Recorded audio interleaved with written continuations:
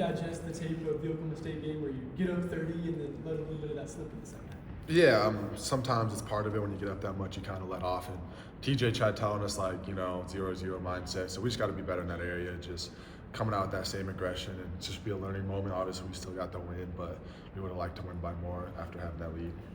TJ explained the dynamic of you kind of making your own success, but also being dependent on your players moving the ball and how that creates opportunities for you. I guess, how do you feel like you can create your own success when you're on the floor? Yeah, a lot of it just comes from crashing the glass. I can get a lot of easy buckets there if I crash the glass hard, and I was able to do that in the second half to Oklahoma game. This is just big energy plays, when we weren't really having a lot of offense. He likes to talk a lot to us about being an elite offense, and that's part of it. So just trying to bring energy, and I can do that myself. I don't have to rely on anyone else to do that. But a lot of the ways is, when we move the ball, if I do a good enough job and our team does a job moving the ball, then it gets me open in space, and then I just got to make the right play. Can you describe how much more difficult things might be for you guys when things are stagnant and the ball isn't moving?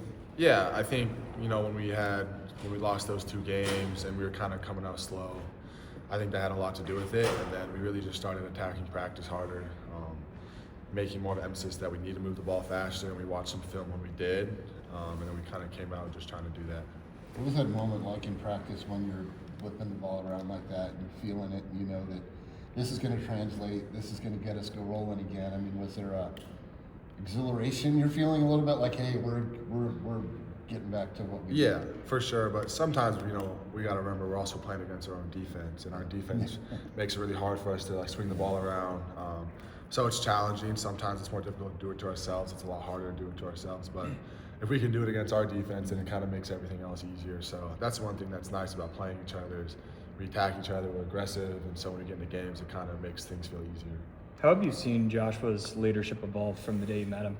Yeah, no, Jeff's been great since summer. I knew him last year when I was trying to get him to come to Virginia, which is kind of crazy now he's here, but he does a great job. He talks, he's getting more vocal, but a lot of his leadership just shows on the floor with how he plays, just with the way he does, the way he attacks every day, the way he attacks games. We kind of just feed off his energy and feed off what he does. Was it hard to get a read of him when you were trying to get him to come to Virginia? And you said how crazy is that, but I mean, think back, what if that had happened? Yeah, no, he was quiet on his visit. We were trying to talk to him, and he didn't say a whole lot.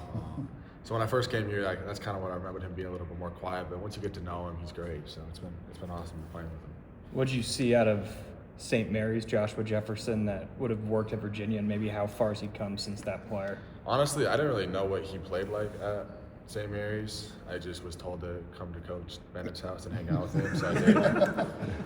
I really remember what it was like. I just knew he was a good player, and when obviously coaches bring someone in and they say he's good, then obviously you want him there. So.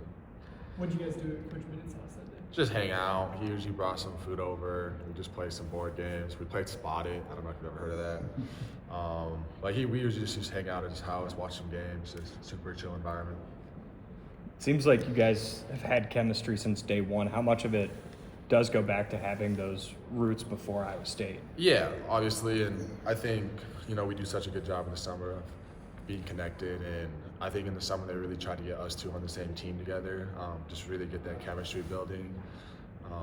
But then it's off the court, we have a good relationship, so I think that obviously helps everything. He wants me to succeed, I want him to succeed, and when you guys kind of have that, you just want to play for each other, and it helps out. So last off season, was Josh involved in your recruiting process here? Not really. No. I kind of knew I was coming here right away. I texted Milan a little because I knew Milan in high school. But there wasn't a lot of, when I came on my visit, there wasn't really anyone here. It was just right after the season lost, so that didn't really have a lot to do with it. How have you guys gotten back to playing at a high level after a week blip where really you guys did not look like yourself in those 2 games? Yeah, I really just started in practice. We had those 2 losses, and then we kind of came out and just, the coach was like, we're going to be physical, we're going to be aggressive. He's like, you got to tag each other in practice, tackle each other. So we just kind of going at each other. We started kind of smack talking each other, just getting competitive, and you can really see how that carried over. So I think just keeping that same mentality in practice and it's going to translate over the game has been really good for us. Is a low point like that? I mean, obviously every low point's different, but is it inevitable in a season that you got to hit that spot to jump back? Yeah, I think you want it's kind of like you don't when we're winning that many games, you don't want to get too high, but you want to get too low. You kind of got to ride that middle, and I think we maybe kind of got too comfortable with where we're at. We're winning, even if we may be starting slow, not playing as good, we're still able to find a way.